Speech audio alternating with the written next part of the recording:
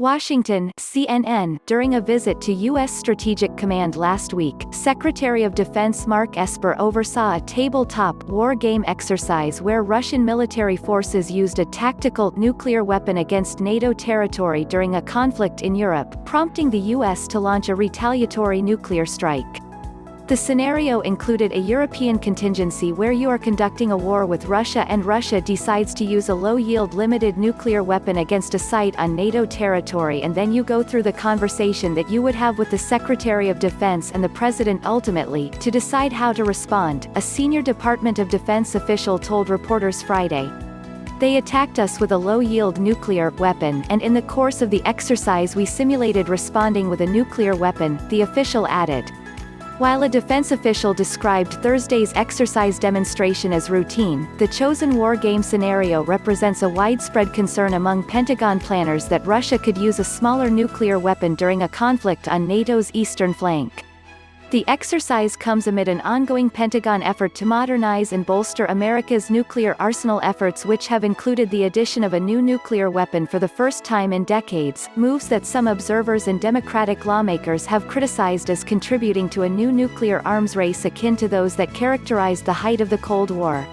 However, the Defense Department has pushed back on the notion that the U.S. is engaging in an arms race or growing its nuclear arsenal, saying its latest moves are merely a response to Russian efforts. Defense officials say that Russia maintains up to 2,000 such low-yield or tactical nuclear weapons which they can use in a variety of ways.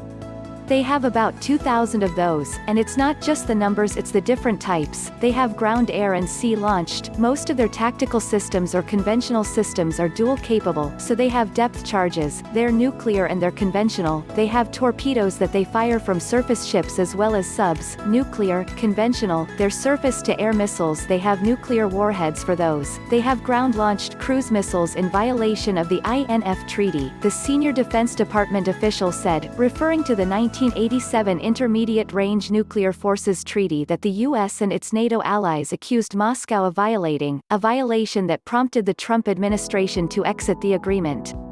Until recently, a scenario involving Russian forces using such a tactical nuclear weapon during a conflict in Europe would force the U.S. to choose to either respond with a much larger and more destructive strategic nuclear weapon or to respond through conventional non-nuclear military action. U.S. has deployed first new nuclear weapon in decades. That disparity led the Trump administration to develop and recently deploy the first new U.S. nuclear weapon in decades, a submarine-launched low-yield weapon known as the W-76II. Deterrence really comes down to a combination of credibility and capability. You have to have the resolve to respond to nuclear use at any level, but you can't just say that you have the resolve. You can't just feel it. You have to show it. You have to show it some way, the senior Defense Department official said. It's not enough to say it, you have to show it, and so the W-76II was the least expensive, quickest way that we could put something in the field to show Russia that we had the capability in addition to the resolve to address any threat that they can pose to us, he added. Defense officials say Russia's arsenal of tactical nuclear weapons is much more concerning than the slew of recently announced new Russian nuclear weapons, including a nuclear torpedo and nuclear-powered cruise missile.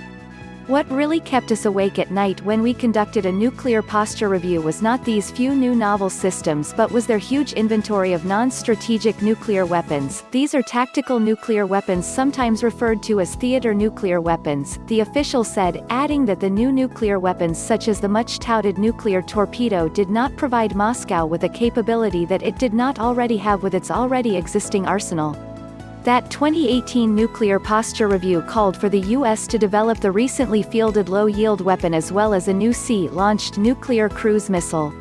Defense officials say that the Pentagon is currently weighing whether to pursue that cruise missile and that if it opts to do so it could take 7 to 10 years to field it. Allies are concerned. While the senior Defense Department official said that some U.S. allies, especially Asian nations, welcomed the deployment of the submarine-launched low-yield nuclear weapon due to the lack of forward-deployed nuclear weapons in Asia, top U.S. military officials have said that some European allies have expressed concerns that the weapon could lower the threshold of nuclear weapons use. We discussed the low-yield nuclear weapons. There was a difference of opinion on the low-yield nuclear weapons, so we talked about our differences there. I explained our viewpoint, they explained their viewpoint. The Vice Chairman of the Joint Chiefs of Staff General John Hyten told CNN earlier this month following meetings with his UK and French counterparts. Their concerns were whether it would lower the threshold for the use of nuclear weapons or raise the threshold for them. That's the question that they have, Hyten said while adding, I strongly believe and I think we've talked about it before that it actually deters Russia from using nuclear weapons, and the point I made to both our allies from both Britain and France is that the sole reason we have nuclear weapons is to prevent others from using nuclear weapons. I pointed out that our deployed stockpile is now less because of the low-yield nuclear weapon, Hyten added. Despite adding new capabilities, U.S. defense officials insist that the U.S. is not in a new arms race with Russia, noting that the total number of nuclear weapons in the U.S. arsenal has not increased and that any additions will replace weapons that are being retired. We're not adding to the size of the inventory, there's no reason for them to increase the size of their strategic forces, they are already increasing the size of their tactical nuclear weapons, the senior Defense Department official said. Asked if the U.S. was in a new arms race with Russia, Hyten responded, I don't like that term because if you're in a competition and it's involving the military, there's by definition a competition for arms, so if you're one nation versus another nation you want your military force structure to be better than the other force structure, so arms race is kind of a false narrative because it describes something that's always there.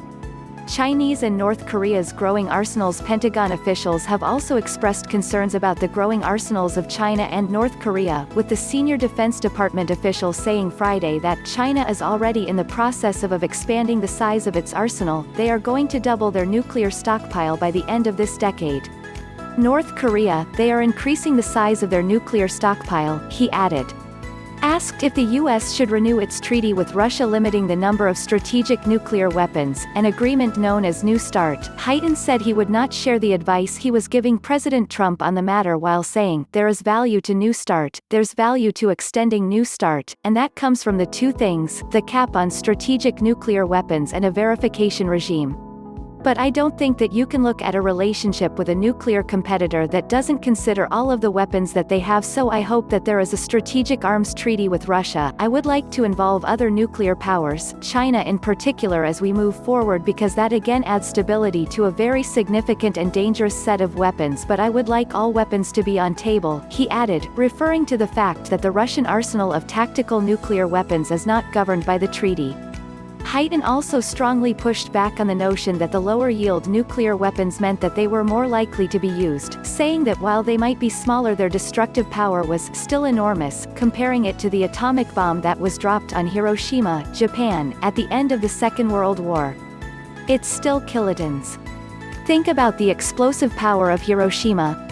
It's still a strategic weapon. I really don't like it when people call them battlefield weapons or tactical weapons. They're not.